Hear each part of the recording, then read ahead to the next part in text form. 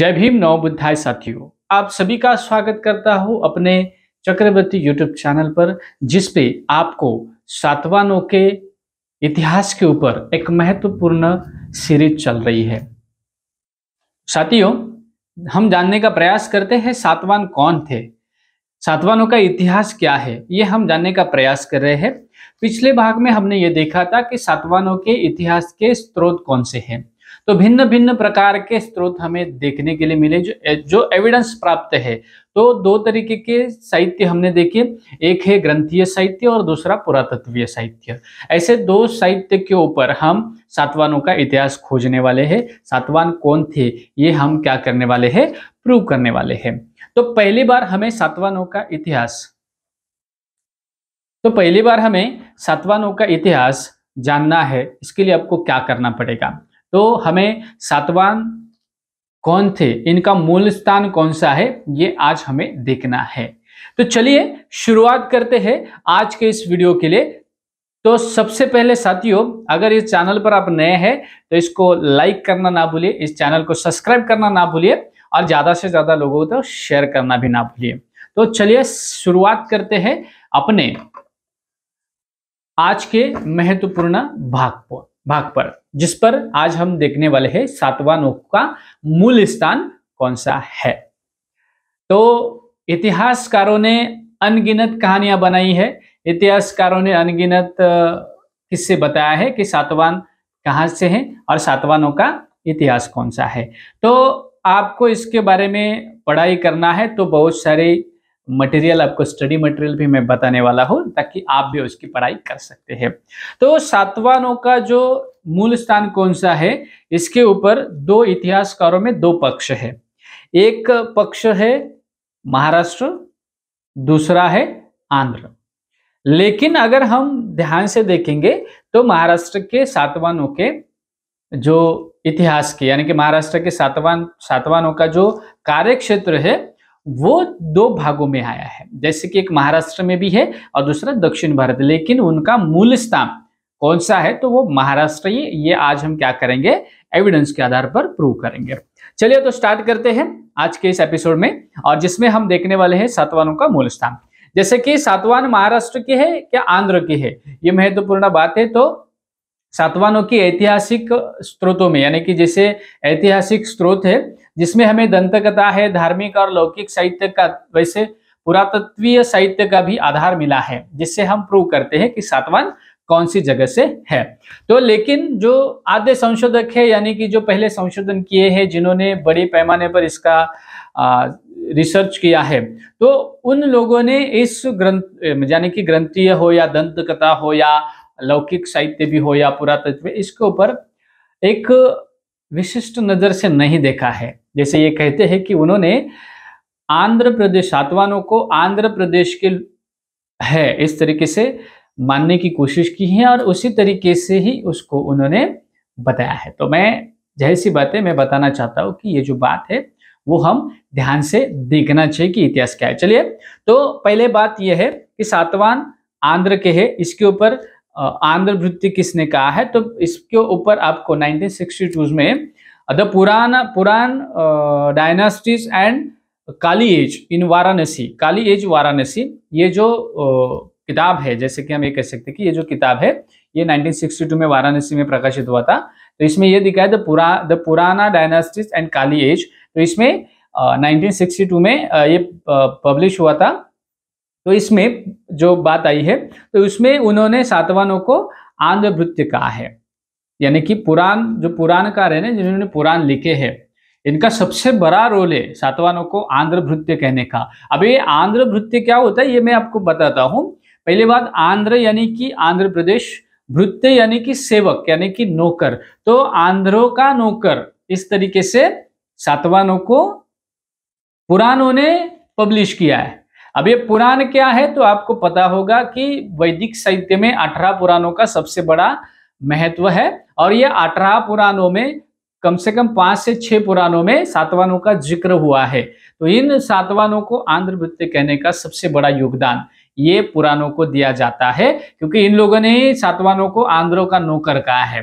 और दूसरी बात आगे चलते हैं, उसका जो सातवाहनों का जो ये मूल स्थान है, तो पुराणकारों का तो मत अलग है ही, भिन्न है। इसके बाद सातवां मतलब ये जो इतिहास है ना, तो ये मैं सबसे महत्वपूर्ण बात कहूंगा कि जो महाराष्ट्र का इतना बड़ा शासक वर्ग है, इतना बड़ा शासक, लेकिन उसे सेवक बनाने का ये जो हम ये कह सकते कि इतना बड़ा इतनी बड़ी गलती इन साहित्यकारों ने की है। जैसे पुराण लिखने वालों ने ये जानबूझकर ये लिखा होगा, मैं आपको ये जानबूझकर इसके लिए कह रहा हूं क्योंकि सातवाहन ये बौद्ध सम्राट है, तो बौद्ध सम्राट का इतिहास अगर लिखना चाहूं तो मैं उसको राजा कहूं तो बौद्ध धर्म का बहुत बड़ा इतिहास सामने आएगा, तो उसे जानबूझकर भृत्य यानी कि नौकर कहा है।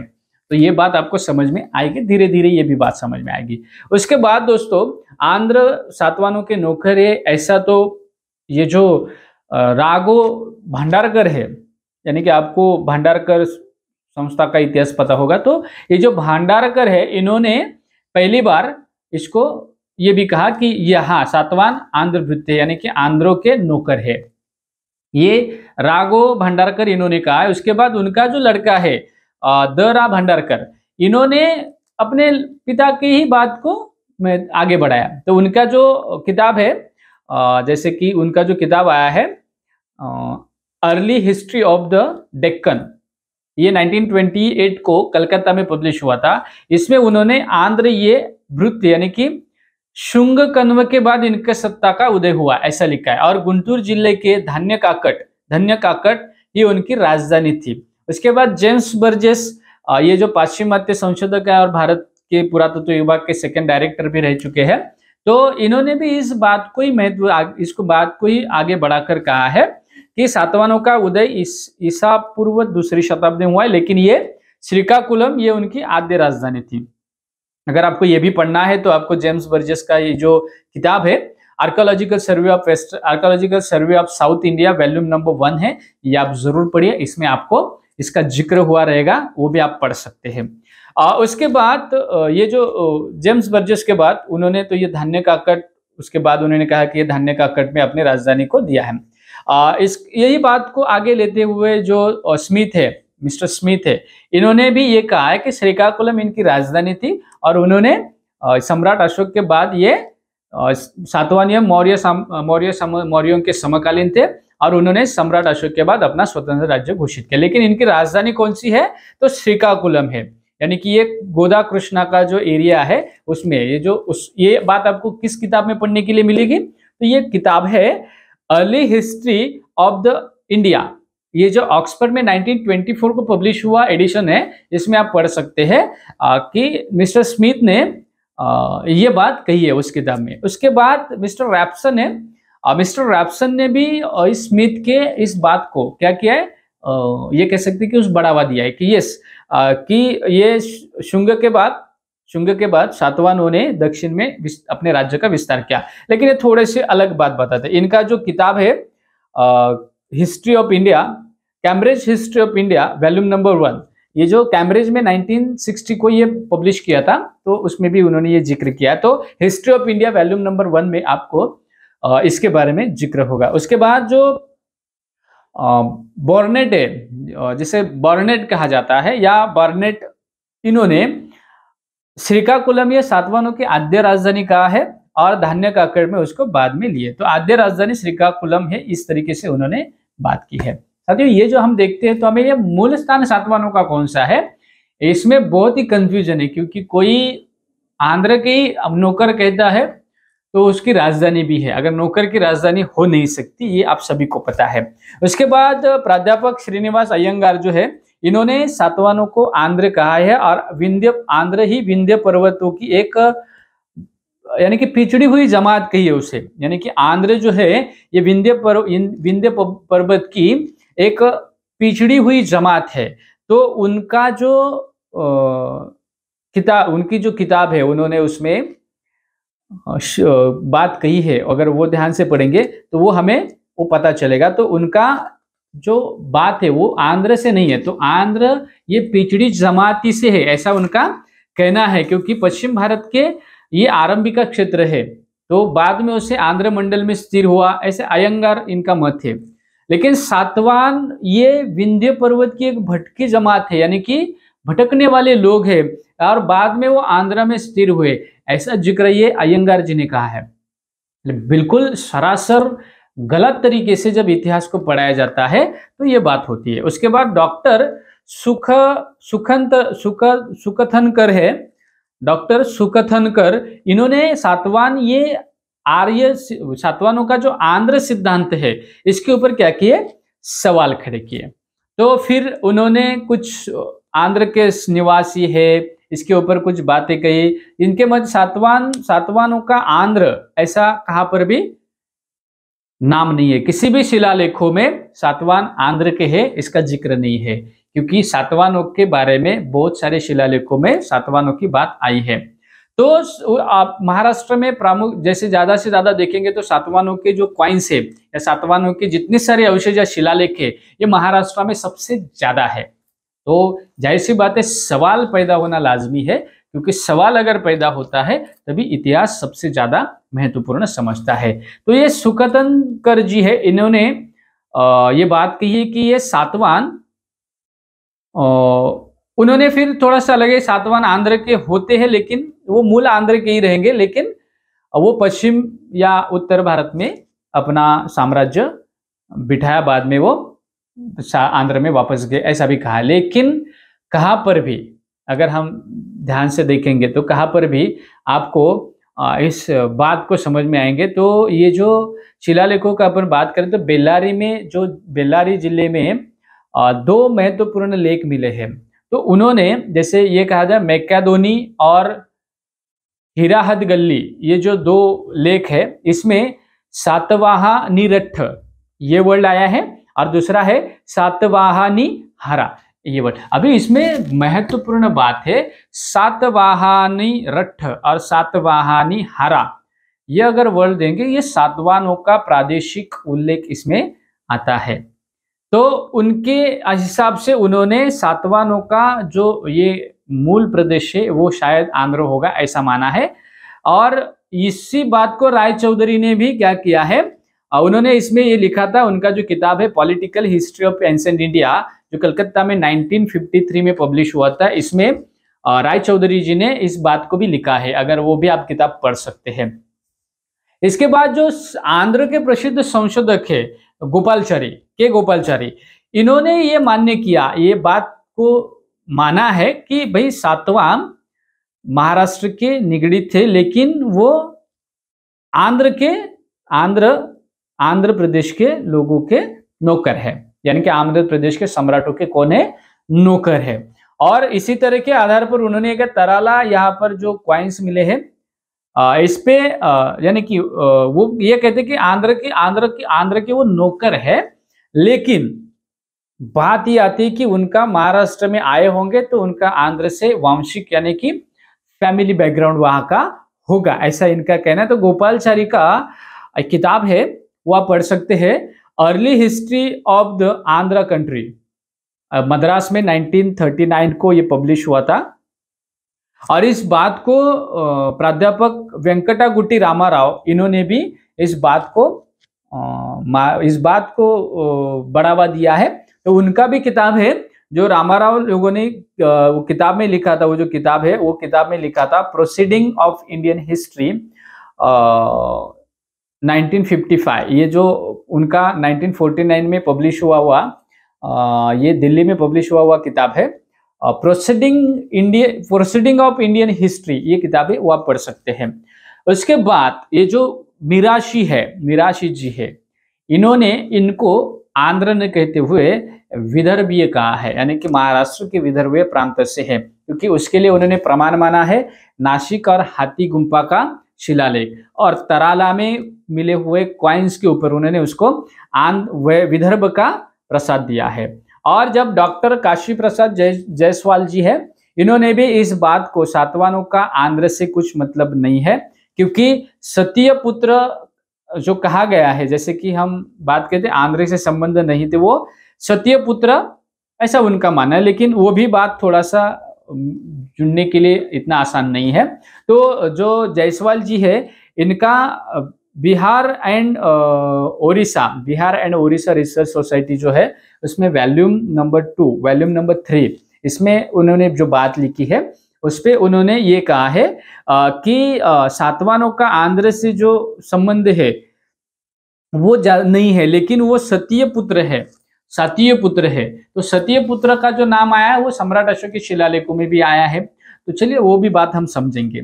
उसके बाद आंध्र से जो जोगलेकर जी है इन्होंने अलग तर्क से अलग बात कही है। तो उन्होंने पुणे जिले में जो मावल प्रांत है, यानी पुणे जिले में मावल प्रांत है, वहां पे आंध्रा नाम की एक नदी है, यानी क्या रिवर है, आंध्रा नाम की एक छोटी सी रिवर है, जिस जगह उस नदी के किनारे पे रहने वाले लोगों को आंध्र कहा जाता है।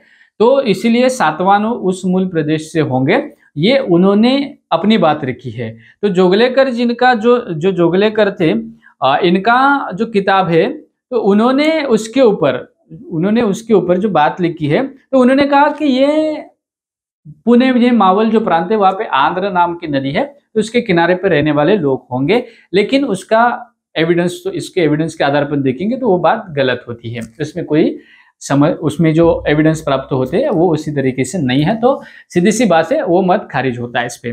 उसके बाद अगर सातवाहन कौन थे ये प्रयास ढूंढने की कोशिश करते, तो उनका कौन सी जगह पर ये है, कौन सी जगह पर उनका एविडेंस प्राप्त होता है, तो फिर धीरे धीरे धीरे आपको सातवाहनों के बहुत सारे हिस्ट्री आपको पता चलेगी। तो सातवाहनों का जो कालखंड है ईसा पूर्व तीसरी शताब्दी से ईसा के बाद की तीसरी शताब्दी, यानी करीबन 450 साल का जो एरिया है, यानी कि जो कालखंड है, इसके ऊपर हम गौर करेंगे तभी हमें यह पता चलेगा कि सातवाहनों की जो सत्ता है वो महाराष्ट्र से शुरुआत हुई है। ध्यान से देखेंगे तो हमें यह पता चलेगा महाराष्ट्र में सातवाहनों की सत्ता थी, तो उसके ऊपर ही सबसे ज्यादा बात हो चुकी है। अलग अलग लोगों ने अलग अलग बातें कही है, अलग अलग आधार पर उन्होंने ये बात कही है। अभी हम एविडेंस के आधार पर देखेंगे। ये तो मैंने बात कही, अलग अलग संशोधकों ने क्या कहा, अभी मेरा संशोधन क्या है वो भी बताने की कोशिश करता हूं। पहला आधार लेंगे हम शिलालेखों का, क्योंकि वो सबसे महत्वपूर्ण है। तो सातवाहनों का महाराष्ट्र के सातवाहन है ये कहने के लिए सबसे महत्वपूर्ण साधन, जैसे ये कहते कि सबसे महत्वपूर्ण अगर बात कौन सी होगी या पूरा एविडेंस कौन सा होगा, सबूत कौन से होंगे, तो वो है शिलालेख यानी इंस्क्रिप्शंस। तो सातवाहनों के सबसे ज्यादा इंस्क्रिप्शंस कहां पर है, अगर ये सवाल कोई पूछे तो इसका जवाब आता है महाराष्ट्र। सातवाहन और क्षत्रप ये दोनों के कुल मिलाकर 65 शिलालेख प्राप्त हुए हैं, जिसमें सातवाहन और क्षत्रप इनके महाराष्ट्र, आंध्र और गुजरात इन प्रदेश में मिले हुए शिलालेखों से अगर हम ध्यान से देखेंगे तो सातवाहनों के सबसे ज्यादा शिलालेख महाराष्ट्र में प्राप्त हुए हैं। और इसमें जो लेख में लिखी हुई गांवों की नाम भी महाराष्ट्र से ही है। वो सबसे ज्यादा जो शिलालेख पाए हैं वो सभी से ज्यादा शिलालेख तो महाराष्ट्र के ही, और ये धम्मदान के शिलालेख है। महत्वपूर्ण बात हो गई, इसकी जो लिपि है वो धम्म लिपि है और इसकी भाषा प्राकृत है। आंध्रों की भी लिपि, जो आंध्र की अगर लिपि कौन सी है तो वो भी उस समय में धम्म लिपि ही थी, नो डाउट, क्योंकि आज भी आंध्र में मिले हुए उस समय के शिलालेख सभी धम्म लिपि में है और प्राकृत भाषा में है। उसके बाद जो खारवेल की हाथी गुम्फा का जो शिलालेख है उसमें यह कहा है कि सातवाहनों का जो राज्य है वो पश्चिम की ओर पर है, यानी कि कलिंग की पश्चिम की ओर महाराष्ट्र का राज्य है। ध्यान से ये बात समझिए, मैं नहीं कह रहा हूं, अगर ये आपको पढ़ना है, ये किताब भी है, तो द हाथी गुम्फा इंस्क्रिप्शंस ऑफ खारवेला, ये किताब है research society of Bihar Odisha research society है, journal of Bihar Odisha research society volume number 3 में आपको द हाथी गुम्फा इंस्क्रिप्शंस ऑफ खारवेला ये सेक्शन पढ़ने के लिए मिलेगा, ये बात आपको पढ़ने के लिए मिलेगी। तो उसमें जो हाथी गुम्फा में खारवेल का जो इंस्क्रिप्शंस है उसमें ये लिखा है कि सातवाहनों का जो राज्य है वो पश्चिम की ओर है, यानी कि कलिंग के पश्चिम की ओर है। यानी अगर कलिंग के पश्चिम में कौन सा राज्य आता है तो जाहिर सी बात है वो महाराष्ट्र है, आंध्र नहीं आता है। तो इससे साफ होता है कि साम्राज्य सातवाहनों का राज्य कहाँ पर है, तो सातवाहनों का राज्य जाहिर सी बात है वो महाराष्ट्र में है। दूसरी बात, अगर ध्यान से देखेंगे हम तो सातवाहनों का जो साम्राज्य है वो साम्राज्य उत्तर की ओर पर सांची विदिशा तक है, पश्चिम पूरब की तरफ कलिंग तक है, पश्चिम राजस्थान और दक्षिण आरंभी हैदराबाद के नीचे आंध्र कर्नाटक प्रदेश तक है। सातवाहनों के करीबन 30 सम्राट होकर गए हैं और इनके दो, मतलब ये कह सकते हैं कि हम दो भाग महत्वपूर्ण है। सातवाहन से लेकर शिवसती और गौतमीपुत्र सातकर्णी और पुलमावी तक इतने अलग अलग सम्राट होकर गए हैं। तो इनमें आपको सातवाहन, सातकर्णी प्रथम, द्वितीय इस तरीके के नाम मिलेंगे। अपिलक जैसा पराक्रमी सम्राट भी होकर गया है, प्रथम सातकर्णी की बात भी आपको पता चलेगी। तो ये सारे बहुत सारे साम्राज्य में सातवाहनों का बात आपको सामने आएगा। तो एक कुल मिलाकर सातवाहनों के जो 38 शिलालेख है उसमें से 28 महाराष्ट्र में पाए गए और प्राकृत में है। सभी तो शिलालेख सातवाहनों के प्राकृत में ही है। उसके बाद सातवाहनों का विश्वसनीय सेकंड क्या है, तो क्वाइंस। तो क्वाइंस की अगर बात करेंगे हम, तो जब आंध्र प्रदेश के हैदराबाद और करीमनगर जिले में जो सातवाहनों की क्वाइंस प्राप्त हुए हैं, कुछ आद्य सातवाहनों के क्वाइंस भी प्राप्त हुए, उसमें सिमुक सातवाहन के क्वाइंस महत्वपूर्ण माना जाता है। और सबसे उसमें पुलमावी के भी क्वाइंस मिले हैं, जिसमें धम्मलिपि में कुछ शब्द लिखे हुए हैं, लेकिन जो भाषा जो है वो शायद उस समय में तेलुगु जैसे बताया, लेकिन प्राकृत का ही एक वर्जन मिला जाता है। तो संशोधकों ने उसको ये कहा कि यह आंध्र है, शिमुक जो है वो आंध्र का नृपति है, ऐसा उन्होंने कहा। और पुराणकारों ने तो उनको संस्थापक माना है। तो सातवाहनों की महाराष्ट्र से पीछेहट हुई तो उन्होंने मायभूमिस जाना पसंद किया, इस तरीके से अनुमान दिया गया। लेकिन शिमुक की जो नानी थी आंध्र में मिली थी, ये वस्तुस्थिति है। तथापि अगर हम ध्यान से देखेंगे तो नासिक नेवासा में जो उत्खनन हुए उसमें सातवाहन नृपति की नानी बहुत पैमाने पर मिली है। अभी ये बात महत्वपूर्ण होगी क्योंकि सातवाहन नाम से क्वाइंस मिले हैं। तो सातवाहन नाम से क्वाइंस मिले हैं तो जाहिर सी बात है जिस घराने, जिस राजवंश को सातवाहन नाम प्राप्त हुआ है तो वो आद्य पुरुष माना जाता है, जिसके नाम से उस प्रशासन या राज्य व्यवस्था को अपना नाम मिला है। तो सातवाहन ये प्रमुख है, इस तरीके से माना गया। तो संशोधकों के दो मत है, क्योंकि सिमुक सातवाहन संस्थापक होगा। तो यहाँ पे श्री सातवाहन नाम का एक सम्राट का क्वाइंस भी हम मिले हैं, एविडेंस के तौर पर मिले हैं। तो हम ये सोचते हैं, हम अपने संशोधन में ये सोचते हैं कि ये श्री सातवाहन जो है वो इस सातवाहन राजवंश का सबसे पहला राजा होगा, या उस समय के पहला मूल पुरुष होगा जिसने सातवाहन राजवंश से उससे साथ चला है। उसके बाद गौतमीपुत्र सातकर्णी के बाद कई सारे नृपति का जैसे कि क्षत्रप के साथ लड़ाई झगड़े भी हुए हैं। पुलमावी ने भी बहुत सारा उसमें झगड़े में, यानी कि जो संघर्ष है उसमें योगदान दिया और जीत भी हासिल की है, बड़े पैमाने पर जीत हासिल की है। तो उन्होंने ये कहा कि उन्होंने अपनी राजधानी दक्षिण के ऊपर लेकर गए। लेकिन नानी और शिलालेखों के आधार पर हम देखेंगे तो नानी पैठन, नासिक, नेवासा आदि केंद्र में महाराष्ट्र की बहुत बड़ी पैमाने पर नानी मिली है। और ये संस्थापक नृपति, सातवाहन संस्थापक नृपति से यज्ञ सातकर्णी तक सबसे ज्यादा क्वाइंस उनके महाराष्ट्र में ही पाए हैं। अभी और एक बात करेंगे कि सातवाहनों का जो अवशेष, स्मारक और अवशेष बने हैं, यानी कि सातवाहनों ने जो स्मारक और अवशेष बने हैं, तो ये बात करेंगे तो सातवाहनों का इतिहास सिद्ध करने के लिए या सातवाहनों का जो साम्राज्य सिद्ध करने के लिए लेनी जैसा सबूत या लेनी जैसा प्रभावी माध्यम कोई नहीं है, दूसरा कोई हो नहीं सकता। क्योंकि महाराष्ट्र में सातवाहनों ने नासिक, कार्ला, भाजे, जुन्नर, अजंता इसके मायने में हजारों की तादाद पर लेनियों का निर्माण किया। कितनी? हजारों की तादाद लेनियों का निर्माण किया। और इसी लेनियों में आद्य सातवाहन राजाओं की नाम आए हैं। तो बहुत सारे लेनी तो सबसे ज्यादा महाराष्ट्र में है। तो सातवाहनों ने कई जगह पर स्तूपों का भी निर्माण किया है। तो जो ऐसे उन्होंने जो निर्माण की स्तूप है तो वो राजधानी पैठन में भी वो राजधानी हो सकती है इसका जिक्र हुआ है, लेकिन कुछ नामशेष हुए हैं। जो पौनी, भंडारा में जो पौनी नाम का स्तूप मिला है वो आंध्र के अमरावती का जो स्तूप मिला है उसी तरीके से, यानी कि सातवाहनों का जो वो कला का प्रतीक माना जाता है।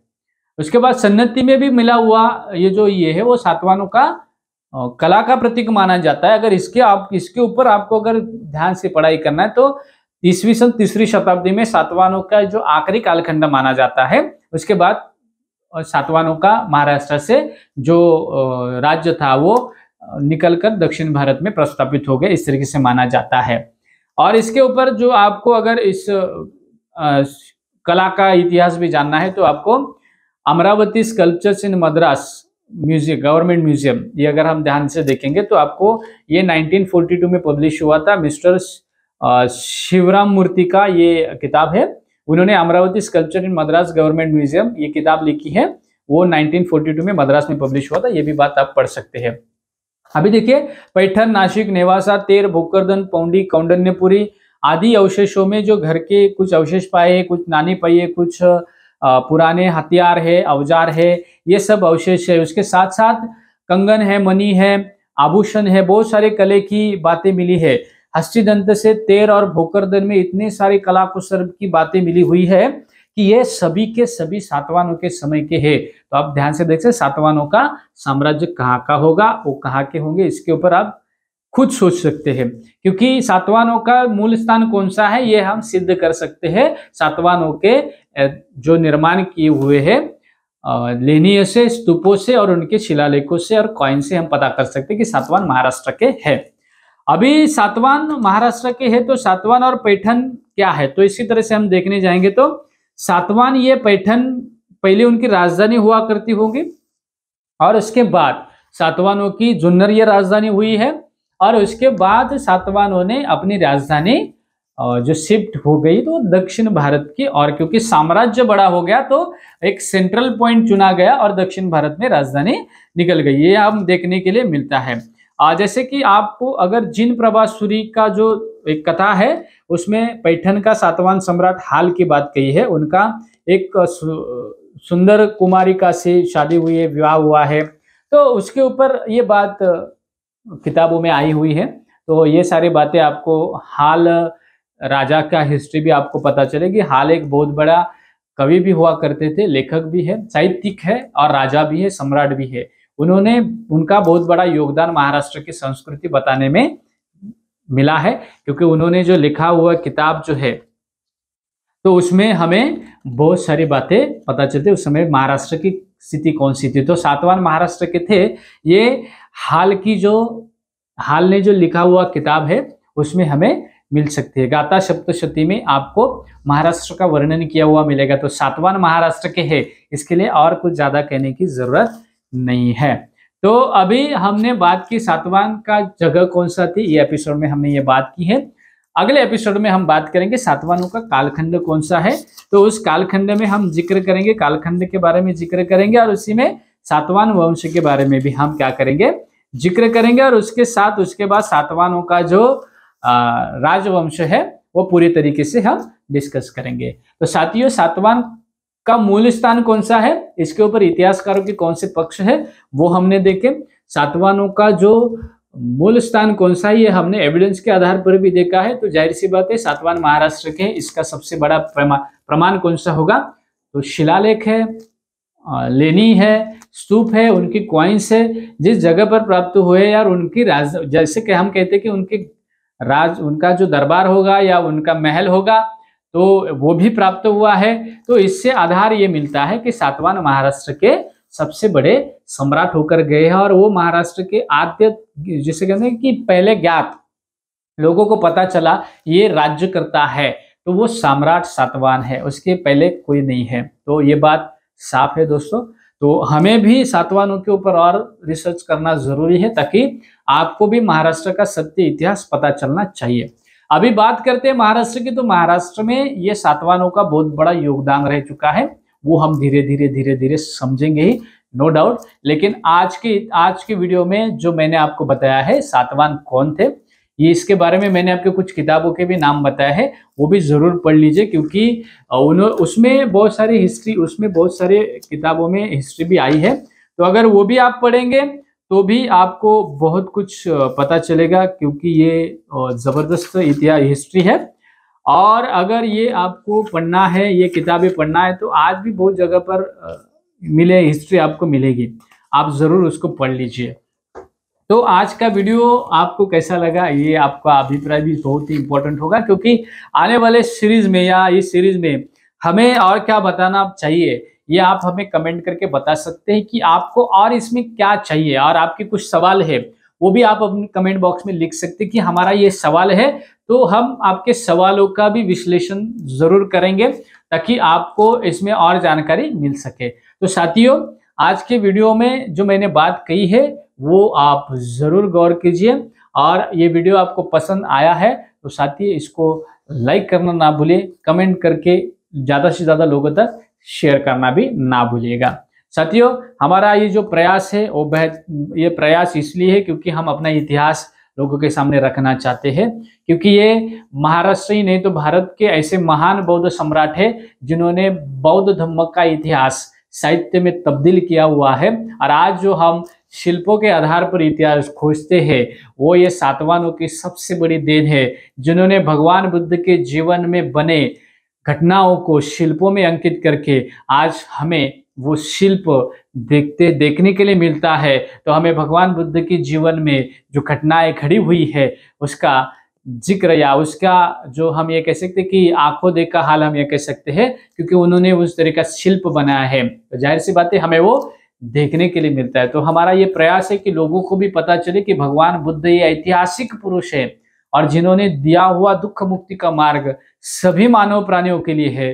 किसी भी धर्म, किसी भी संप्रदाय का व्यक्ति है, उसके लिए भी भगवान बुद्ध ने दिया हुआ दुख मुक्ति का मार्ग है। अगर वो इस राह पर चले, इस मार्ग पर चले, तो उनके जीवन में जो दुख है वो दुखों का निवारण वो खुद कर सकते हैं। इसीलिए हमें इतिहास को देखना जरूरी है। इसके साथ साथ दोस्तों, हम सातवाहनों का आर्थिक इतिहास भी बताएंगे। वो इस सीरीज में आपको सातवाहनों के समय में भारत की आर्थिक स्थिति क्या थी, ये सबसे महत्वपूर्ण बात हम आपको इसी सीरीज में बताएंगे। तो इस सीरीज में जुड़े रही है, ज्यादा से ज्यादा लोगों को बताइए। भले ही वीडियो थोड़ा लंबा होगा लेकिन बहुत ही इंफॉर्मेटिव होगा, जो आपको महत्वपूर्ण इंफॉर्मेशन देने के लिए है। तो मिलते हैं दोस्तों नए एपिसोड में नई जानकारी के साथ। तब तक के लिए आप सभी को हमारा प्यारा भरा जय भीम, नमो बुद्धाय।